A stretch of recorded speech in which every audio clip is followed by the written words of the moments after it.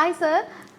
CEOs അതുപോലെ തന്നെ ബിസിനസ്സിന്റെ ഏറ്റവും ഉന്നതിയിൽ നിൽക്കുന്നതെന്ന് പറയുമ്പോൾ ഡയറക്ടർ ബോർഡിലാവാം, അല്ലെങ്കിൽ ടോപ്പ് ആ ഒരു ഹൈറാർക്കിയിൽ ടോപ്പിൽ നിൽക്കുന്നവരാവാം, ആ ബിസിനസ്സിനെ ലീഡ് ചെയ്യുന്ന ലീഡേഴ്സ് ആവാം. ഇത്തരം ആളുകൾക്ക് വേണ്ടി മാത്രമാണല്ലോ സാറ് BMS3 നടത്തുന്നത് എന്നാണ് എനിക്കറിയാൻ പറ്റുന്നത്. പക്ഷെ ഈ BMS3 ഇവർ മാത്രം അറ്റൻഡ് ചെയ്താൽ ഇവർ അറ്റൻഡ് ചെയ്തത് കൊണ്ട് ആ ബിസിനസ്സിൽ എന്ത് മാറ്റമാണ് കൊണ്ടുവരാൻ പറ്റുന്നത്? BMS3 ഇവർക്ക് വേണ്ടി മാത്രമാണോ, അല്ലെങ്കിൽ എല്ലാവർക്കും അറ്റൻഡ് ചെയ്യാൻ പറ്റുമോ എന്നതിനെ കുറിച്ച് എന്താണ് സാറിന് പറയാനുള്ളത്?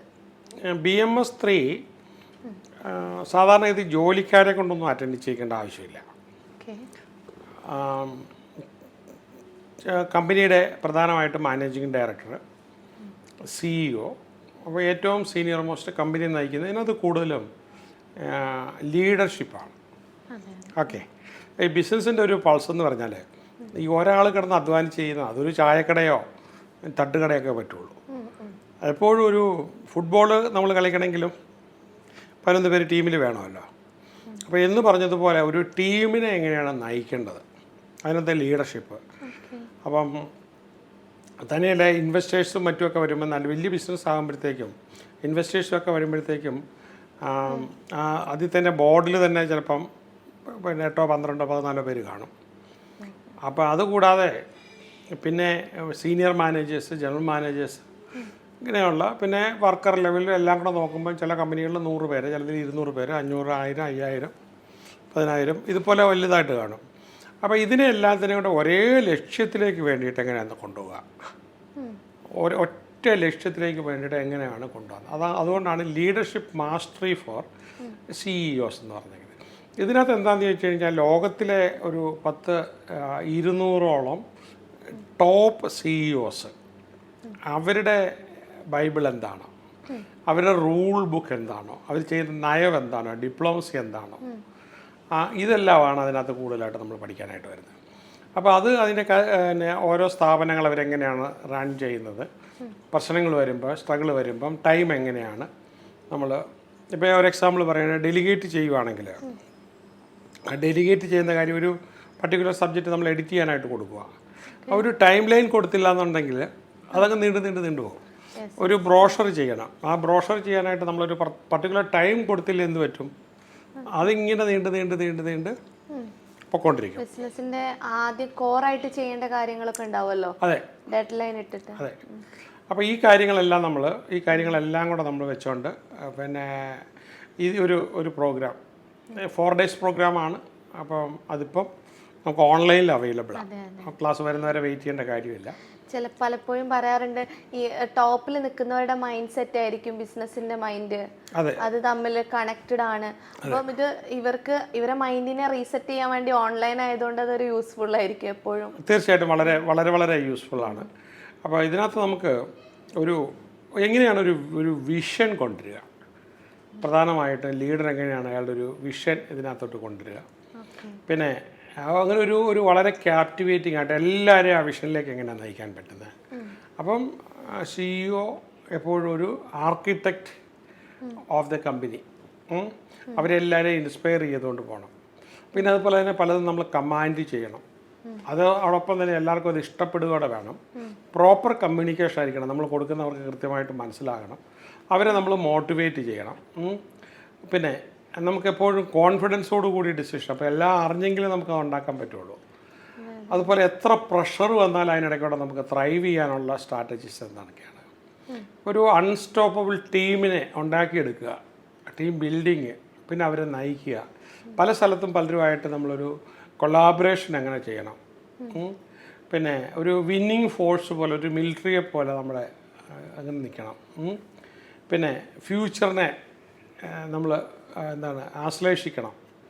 എന്നാൽ വളരെ ചുറുചുറുക്കോടുകൂടി എല്ലാ ചാലഞ്ചസും നേരിടാനായിട്ട് പറ്റണം. ഇതിനകത്ത് ഏറ്റവും പ്രധാന പാർട്ടെന്ന് പറഞ്ഞു കഴിഞ്ഞാൽ ഈ ഒരു ലീഡർഷിപ്പ്, അതിനകത്തുള്ള പേഴ്സണൽ ഗ്രോത്ത് ആണ്. അപ്പോൾ അതിനകത്തൊരു ഈ ട്രാൻസ്ഫോം ചെയ്യാനുള്ള സ്ട്രാറ്റജീസ്, പിന്നെ കമ്പനിയെ ഇവോൾവ് ചെയ്ത് കൊണ്ടുവരാനായിട്ടുള്ള ആ ഒരു ജേർണി, പിന്നെ ഒരു ഇന്നോവേഷൻസ് എങ്ങനെയാണ് കൊണ്ടുവരിക, പിന്നെ ഇൻസ്പയറിംഗ് ആയിട്ടുള്ള വിഷന്, ഐഡിയാസ് എപ്പോഴും അത് കൊണ്ടുവരണം. പിന്നെ പ്രധാനമായിട്ടും നമുക്ക് ലീഡർഷിപ്പ് സീക്രട്സ് ഒത്തിരിയുണ്ട്. നമ്മൾ പിന്നെ വിജയത്തിന് വേണ്ടിയിട്ടുള്ള സ്ട്രാറ്റജീസ്, പിന്നെ ഒരു മൊത്തത്തിലുള്ള കമ്പനിയുടെ ലാൻഡ്സ്കേപ്പ് എപ്പോഴും കണ്ടുകൊണ്ടിരിക്കണം. പിന്നെ പവർ ലോസ് ഉണ്ട്, ഏറ്റവും പ്രധാനമായിട്ടൊരു 10-60 ലോസ് ഉണ്ട്. അപ്പം അതിലൂടെ വേണം നമ്മൾ ആ ലോ എപ്പോഴും നമ്മൾ അത് ഉപയോഗിച്ചുകൊണ്ട് വേണം. അപ്പോൾ നമ്മൾ കുത്തഴിഞ്ഞ് കിടക്കുന്നതിന് പകരം നല്ല അച്ചടക്കത്തിൽ പോകുന്നൊരു പാരഡൈം ഷിഫ്റ്റ്.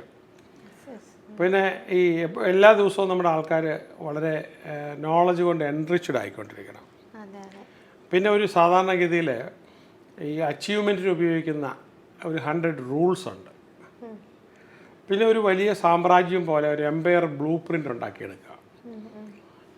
നെപ്പോളിയനെ പോലെ അതിൻ്റെ തക്കതായ സ്ട്രാറ്റജി ഉണ്ടാക്കിയെടുക്കുക. B A go getter. അത് ഉദ്ദേശിക്കുന്ന സാധനം എവിടെ നിന്നാണെങ്കിലും നമ്മൾ നേടിയെടുക്കാനായിട്ട് പറ്റണം. പിന്നെ അതുപോലെ തന്നെ നമുക്ക് ഒരു പർപ്പസ് ഡ്രിവണാണ്. നമുക്ക് എവിടെയാണ് അച്ചീവ്മെൻറ്റ് നമുക്ക് നേടാനായിട്ട് പറ്റുന്നത്. അതുപോലെ എൻഷ്യൻ്റ് വിസ്ഡം ഉണ്ട്. ഇപ്പോൾ ചാണക്യൻ്റെ വിസ്ഡം ഇതിനകത്ത് നല്ലപോലെ എടുത്തിട്ടുണ്ട്, മാക്കിവെല്ലിയുടെ വിസ്ഡം എടുത്തിട്ടുണ്ട്. അപ്പോൾ എന്ന് പറഞ്ഞത് പോലെ ആ ancient wisdom in modern management.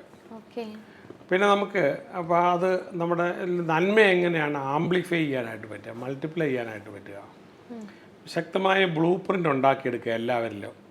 Connecting ഒരു വാഹനം എങ്ങനെയാണ് കോർഡിനേറ്റ് ചെയ്തേക്കുന്നത്, അപ്പം എന്നതുപോലെ വെൽ കോർഡിനേറ്റഡ് ആയിരിക്കണം. പിന്നെ ചെല്ലുന്നിടത്തൊക്കെ നമുക്ക് പവർഫുൾ പാർട്ട്ണർഷിപ്പ് ഫോർജ് ചെയ്യാനായിട്ട് പറ്റണം. പിന്നെ അതുപോലെ തന്നെ എല്ലാവരുടെയും ഇമാജിനേഷൻസ്, അതിലാണ് കമ്പനി വളരാൻ സാഹചര്യം ഇരിക്കുന്നത്.